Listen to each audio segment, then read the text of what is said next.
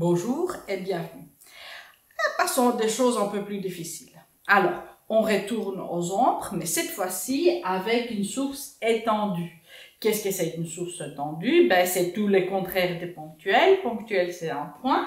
Étendue, c'est une source qui va quand même prendre un peu de place. Ça va changer un tout petit peu ce qui se passe avec l'ombre. On va dessiner, ça ne va pas être vraiment très différent. Mais cette fois-ci, on pourrait avoir une pénombre aussi. Je vais vous montrer ce qui se passe. Alors, pour l'ombre, on va faire comme avant. En fait, pour voir le parti pas lumineux, on va voir, en fait, il y a différents rayons ici qui vont partir de cette source étendue vers toute, en fait, la direction. Et là où on aura, en fait, des rayons qui vont être bloqués, c'est tous ces rayons que vous voyez, en fait, si vous voyez bien là où je mets la latte, tous les rayons qui vont partir de la source étendue et vont heurter l'obstacle ne vont pas passer. Ça veut dire que derrière, on aura une ombre. Dessinons ça pour être plus exact. Je vais prendre la grande latte parce que la petite ne suffit plus. Alors, comment est-ce qu'on fait pour voir les ombres d'une onde étendue?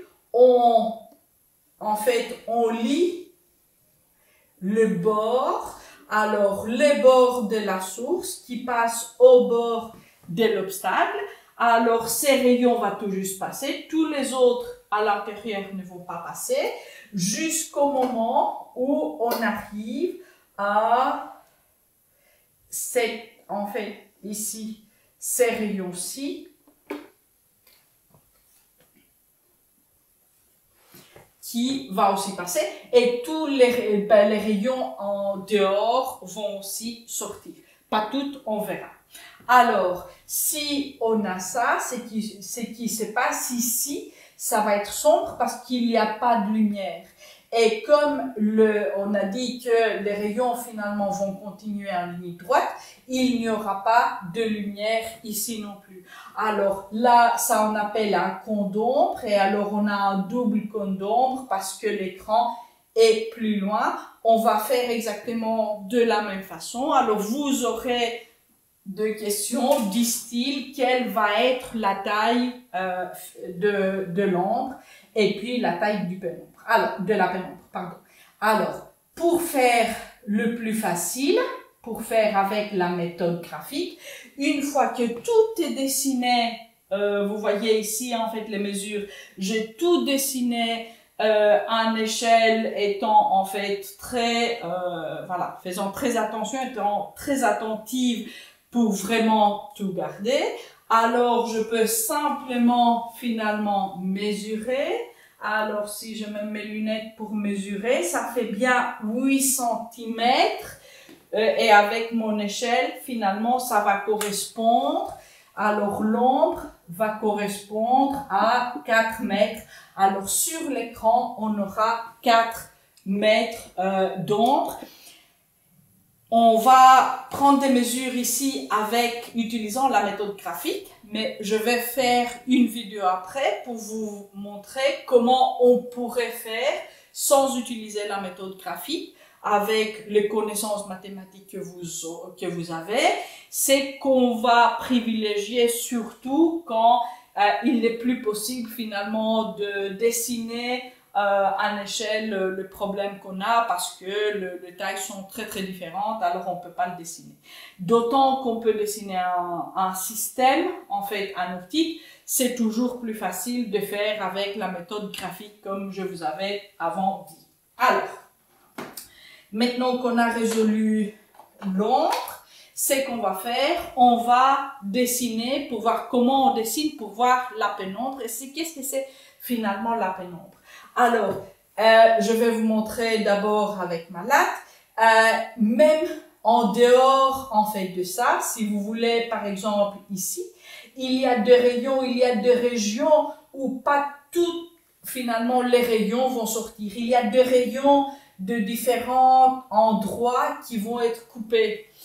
le premier rayon qui va sortir finalement complètement libre, sans se heurter nulle part, on trouve en faisant finalement la croix. Alors, prenons le deux bouts de la source étendue, le deux bouts de l'obstacle, et pas faisant comme pour l'ombre, on les correspond l'un avec l'autre, mais en faisant une croix. Alors, on croise le parti.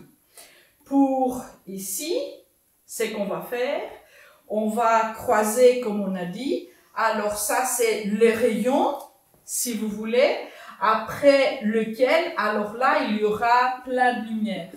De la lumière qui n'est pas du tout finalement affectée par l'obstacle qu'on a là. On enlève l'obstacle, la lumière ici va être la même.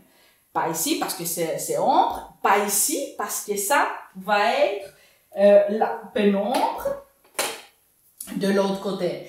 Qu'est-ce que c'est la pénombre? Si ça c'est obscurité totale, là si vous voulez, la pénombre, je note, c'est quelque part mi-lumière. On a une partie finalement de la lumière, ce n'est pas totalement noir. Et pour avoir une pénombre, on doit avoir absolument une source étendue.